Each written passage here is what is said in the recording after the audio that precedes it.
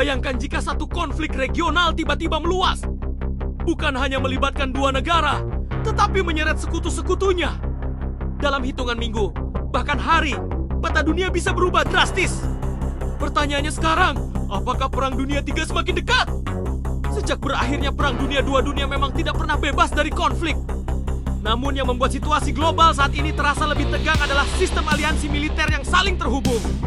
Di satu sisi, ada blok barat yang dipimpin oleh Amerika Serikat dan aliansi militernya, NATO. Aliansi ini berisi banyak negara di Eropa dan Amerika Utara. Prinsipnya sederhana namun kuat. Jika satu anggota diserang, maka semua anggota dianggap diserang.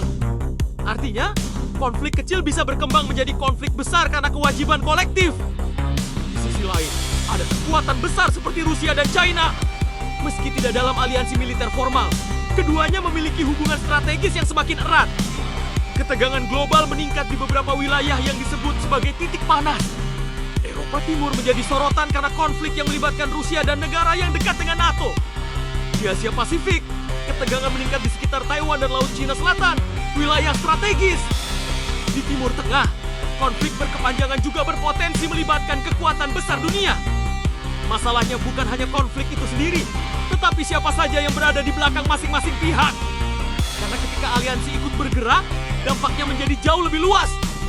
Namun penting untuk dipahami, dunia saat ini berbeda dengan tahun 1914 atau ke 1939. Ekonomi global saling terhubung. Negara-negara besar memiliki kepentingan dagang satu sama lain. Dan yang paling penting, keberadaan senjata modern membuat perang global sangat berisiko bagi semua pihak. Itulah sebabnya banyak analis menyebut bahwa yang terjadi saat ini lebih mirip perang pengaruh daripada perang terbuka. Persaingan terjadi dalam bentuk sanksi ekonomi, perlombaan teknologi, diplomasi, dan konflik terbatas. Apakah ini berarti Perang Dunia III pasti akan terjadi? Tidak ada yang bisa memastikan. Namun yang jelas, peta aliansi dunia hari ini membuat setiap konflik regional memiliki potensi efek domino. Satu percikan kecil di wilayah strategis bisa menarik banyak negara ke dalam pusaran ketegangan. Sejarah telah menunjukkan bahwa perang besar seringkali dimulai bukan karena satu kejadian besar, tetapi karena rangkaian ketegangan yang menumpuk.